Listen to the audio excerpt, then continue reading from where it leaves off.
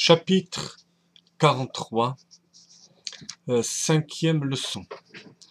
Et nous avons expliqué comment, dans Avodat Hashem, nous avons deux niveaux d'Ahava, d'amour de Dieu. Ahava Rabba et Ahavat Olam. Ahava Rabba, c'est l'amour de Dieu qui vient par en haut. Au moment où il y a cet amour, il n'y a pas de travail personnel. Le travail personnel précède. Le travail personnel, c'est Yir'a Ilaha, c'est la crainte parfaite qui fait que la personne mérite et apte à recevoir ce dévoilement de cadeau d'en haut, en quelque sorte. L'amour aussi est un amour de jouissance d'Akadosh Baruch Hu et non pas d'aspiration. Alors que pour Ahavat Olam, les trois caractéristiques sont différentes. À savoir, ça vient par le travail de l'homme. Il ne s'agit pas de jouissance, mais d'aspiration. Et comme on le verra plus tard, ce niveau d'Ahavat Olam est accessible même si on n'est pas arrivé encore au niveau de la crainte parfaite qu'on appelle Yira Ila. Qu'est-ce que Ahavat Olam? Ahavat Olam, c'est l'amour de Dieu qui vient par l'analyse de la présence de Dieu dans le monde. Rappelez-vous du dernier shiur, cette analyse se fait par rapport à trois niveaux. Même à l'école Almin, comment est-ce que Dieu emplit et anime le monde. Sovev Kol Almin, comment il transcende le monde. Donc, avec une puissance beaucoup plus grande. Et troisième niveau, qui est complètement au-delà de notre conception des choses, let marchavat fisabek la. Aucune pensée ne peut le saisir. Voilà Ahavat Olam. Et ça, c'est dans la dimension, et c'est dans les cordes, en quelque sorte, de chacun d'entre nous. Maintenant, il y a un problème qui se pose. Le problème, c'est les plaisirs matériels auxquels on est tellement attaché par nature. Ces vêtements sales qui ont vêti, le koach hamit'aveh, le potentiel de désir de l'âme animale. Rappelez-vous que l'âme animale en elle-même, son potentiel de désir n'est pas négatif, mais c'est les habitudes, ce sont les vêtements qu'on lui a donnés depuis sa naissance qui font qu'on est tellement matérialiste, tellement grossier au niveau matériel. Alors, comment avoir cet amour de Dieu si l'âme animale est vêtie de ces vêtements?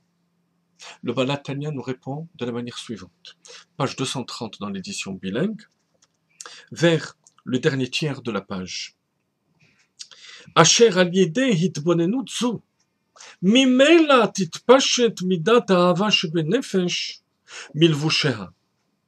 Par la réflexion et la méditation dont on a parlé, même à l'école almin, sovev kol almin, let marchavat fisabeh, automatiquement, les vêtements sales du matérialisme à outrance vont reculer.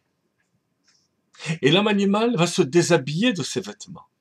En d'autres termes, plus on s'élève vers des plaisirs raffinés, et plus les plaisirs grossiers sont atténués. Et ça même de manière graduelle. Au départ, ce sont les vêtements grossièrement matériels qui vont partir. Petit à petit, même les plaisirs spirituels, ça peut être la musique, ça peut être les plaisirs intellectuels, ceux-là aussi ne vont pas être l'objet essentiel de notre recherche. On va rechercher quoi alors? Le plaisir divin, du divin, d'accomplir la volonté de Dieu, de s'attacher à Dieu par la Torah.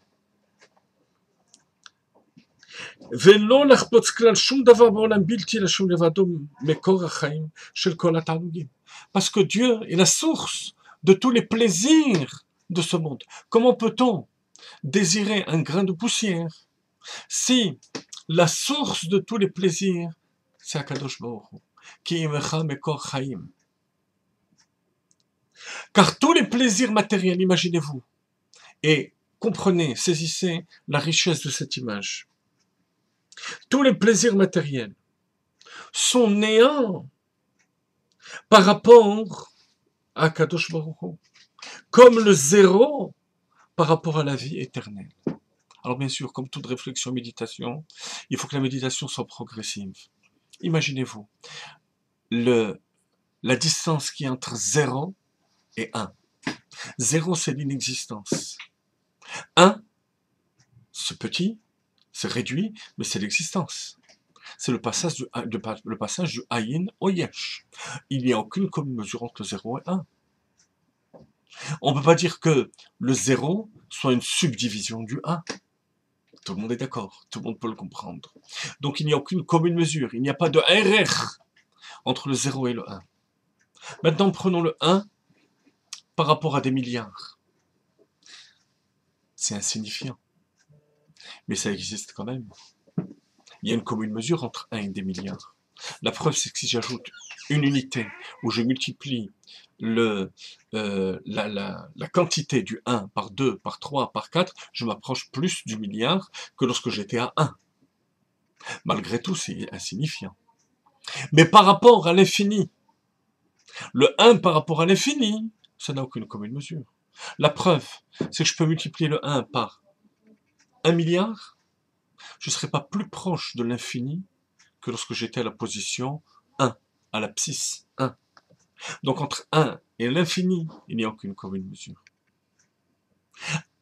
Maintenant, Akadosh Baruch Hu, Dieu, est au-delà même de l'infini. Alors imaginez-vous, le En Aror, c'est-à-dire comment il n'y a aucune commune mesure entre le 0 et l'infini. Puisqu'il n'y a aucune commune mesure entre le 0 et le 1. Il n'y a aucune commune mesure entre le 1 et l'infini, par voie de transitivité. Aucune commune mesure entre le 0 et l'infini. Et Akadosh Baruch Hu est plus haut que l'infini. Comment tu peux t'attacher à des plaisirs matériels? Ils sont complètement néants par rapport au plaisir divin. Et lorsqu'on arrive petit à petit, graduellement, à cette conception des choses, on arrive à Ahavat Olam. Voilà, chers amis, le mode d'emploi.